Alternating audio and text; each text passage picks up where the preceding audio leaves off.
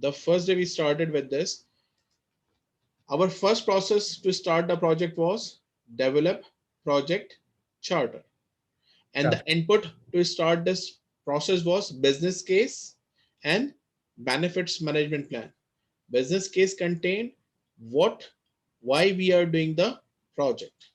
Benefits management plan contains that what will be the tangible or intangible benefits we will get it, assumptions and constraints you made while developing those things, who will be the benefit owner, what will be the matrix, and also our agreement, the type of contract, cost, reimbursable, time and material, fixed price, or agile contracting.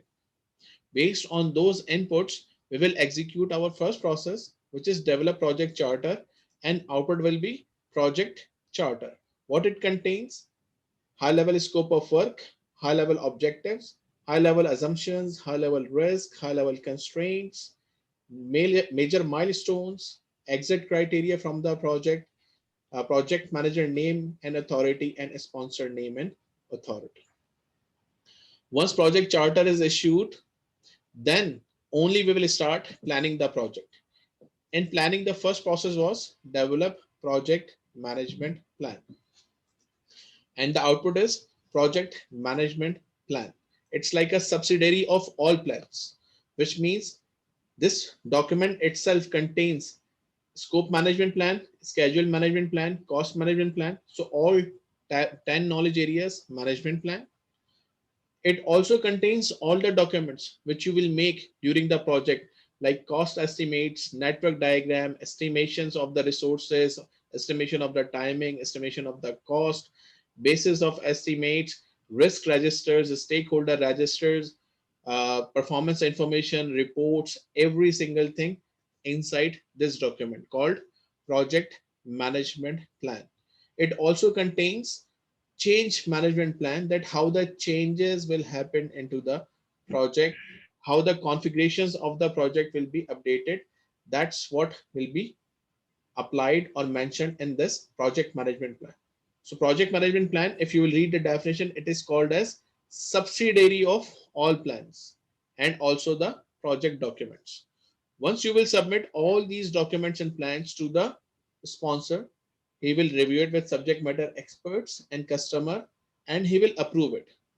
Once this management plan is approved, then you will start executing the project, and the name is called as direct and managed project work.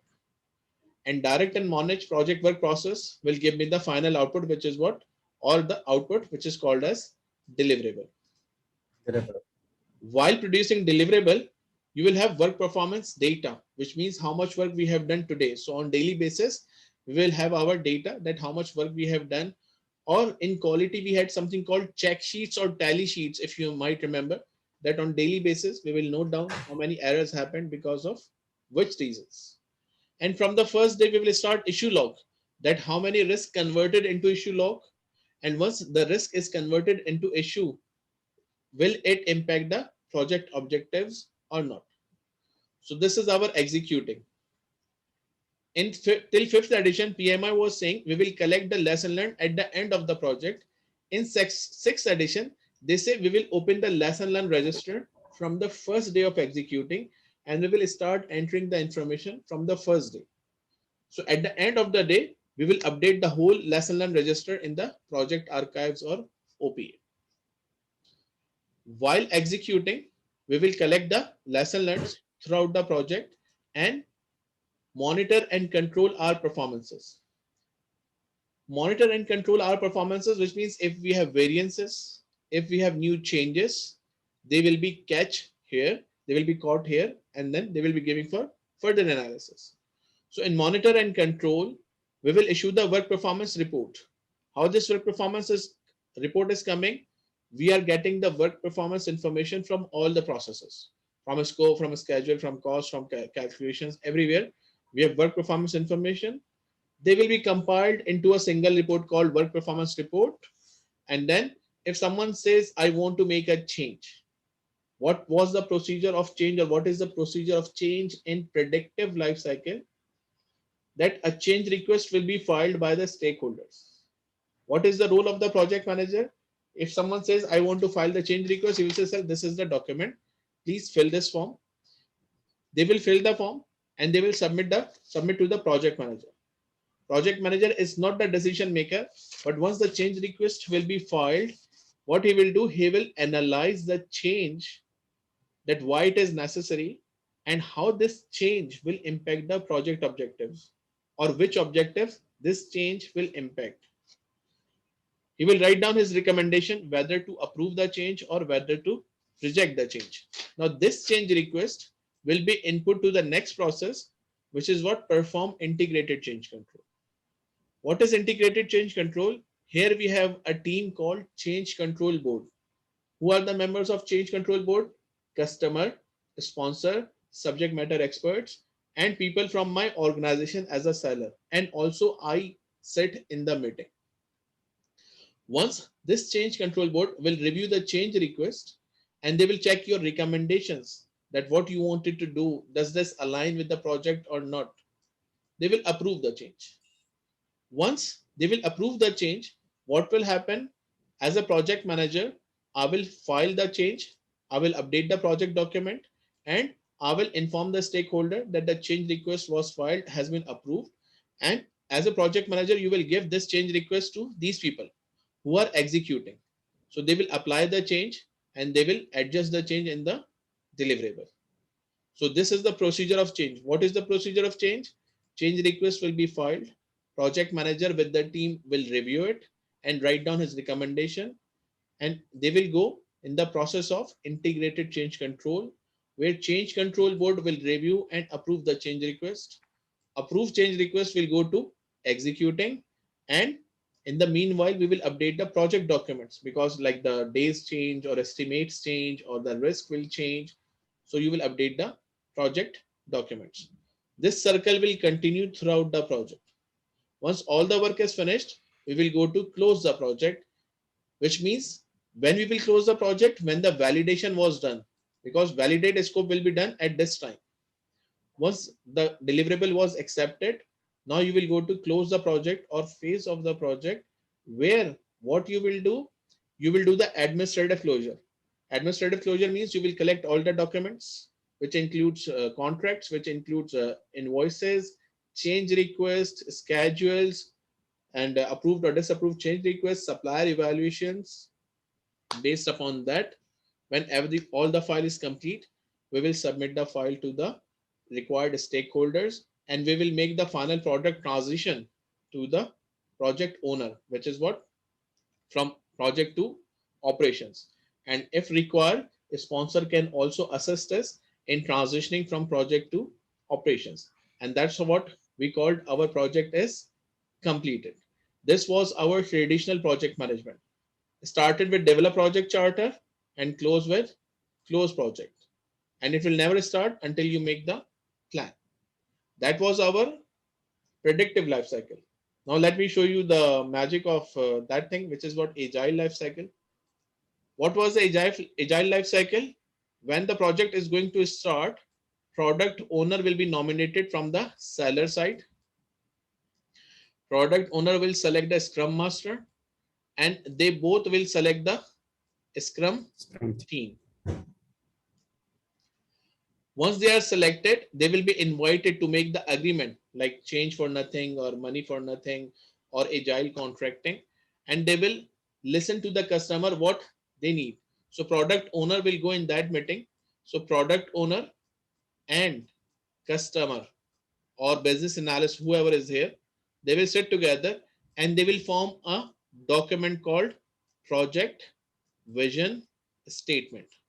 What is that project vision statement? It's like the charter, that why we are doing the project. Once he will become the product owner and he has this business case called project vision statement, now product owner will start collecting the requirements from stakeholder alone or with his team in the form of Apex. He will collect in the form of Apex, and ultimately what will happen? He will bring the Apex, which contains user stories.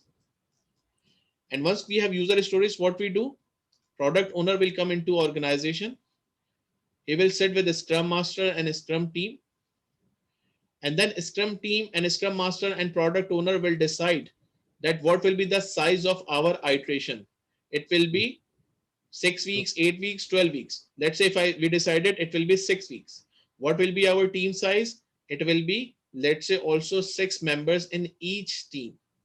Once it is done, then Scrum team will sit with product owner to prioritize the backlog. The user stories which have highest business value and highest risk will be delivered first, and so on. It will be prioritized. Once team will commit a user story that yes, this user story we will execute, and this is the acceptance criteria of this user story, then based on that, Scrum team will create a sprint backlog. Before it was product backlog.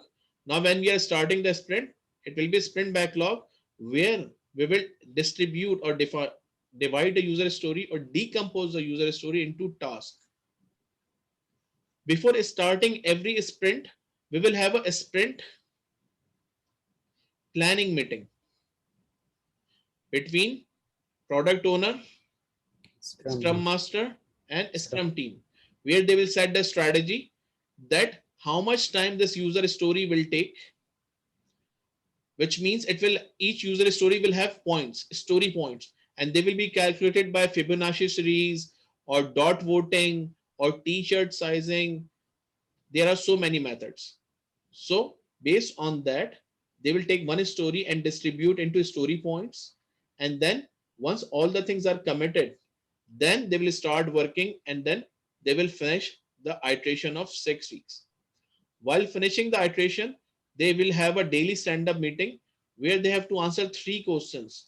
What you did yesterday, what you will do today, and what are the impediments. Scrum Master will not discuss the impediments now. He will go and discuss individually in the co-location room what we discussed yesterday, where we have a cave where you can discuss one-to-one. Scrum Master will try to remove the impediments with the help of product owner or Scrum guidance body like OPA or like EF. Once these things are being done, iteration will finish. Once the iteration will finish, we will have a sprint review meeting. In a sprint review meeting, a Scrum team will present the deliverable to product owner that our story, what you ask us to complete, does it meet the acceptance criteria? If he says yes, so they will close the sprint and they will move to the next sprint. But before moving to the next sprint, they will do the sprint retrospect for continuous improvement, that what went wrong in this sprint, what we will not do in the next sprint, or what we will be continue doing in the next sprint. We will assess our team performances also, who is performing good, who is not performing good. If someone is not performing good, we will replace that team member. And then the same process will start. We will take another user story. We will get the commitment from product owner. Then we will get the sprint backlog, then a sprint planning meeting, then a sprint review meeting, and then a sprint retrospect. And that's how the whole project will be delivered in Agile.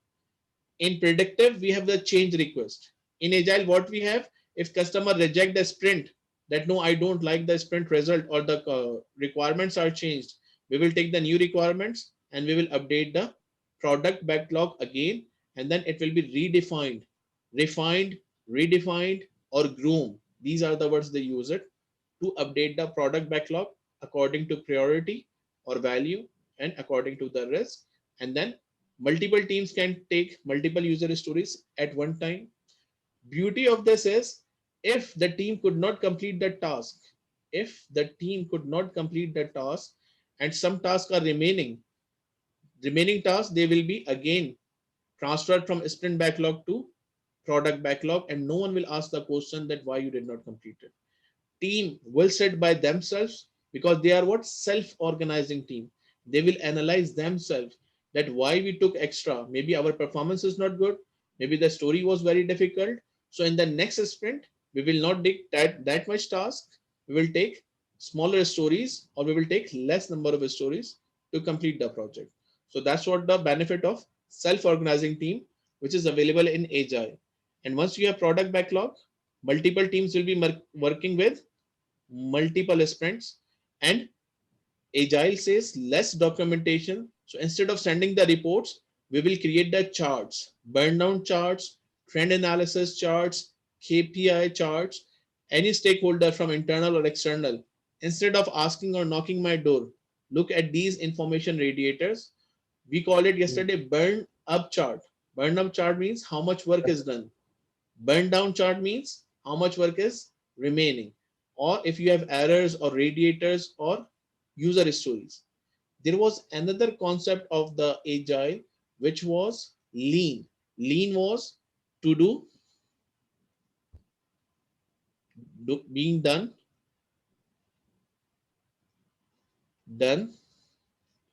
and errors or pending. So lean says that guys, reduce your work. We call it limit work in progress, which will reduce errors and also reduce waste. So you can bring the efficiency into the working environment, which means if you have more user stories remaining and less stories are completed and more also in the being done. So they said, please finish these first before bringing to the new user stories here. And the things which are in error, Scrum Master and Product Owner will look after this column to finish the impediments or to get the required approvals, so they can be put and done, or then they can go back to here because their criterias are changed, so then they can move from here to here.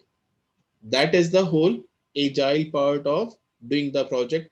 So you will keep applying the lean approach to keep the work in limit and keep doing the iterations, and to monitor the iterations we will have information radiators. That was the agile part also. So I think I explained you in huge or comprehensive details the both type of things. Even if now, Yes. if you learned how to answer the questions, and when you will be answering the questions, and if you have 50% information remaining, whatever I said, you can answer the questions well by analyzing the facts. That is Yes. the end of the training.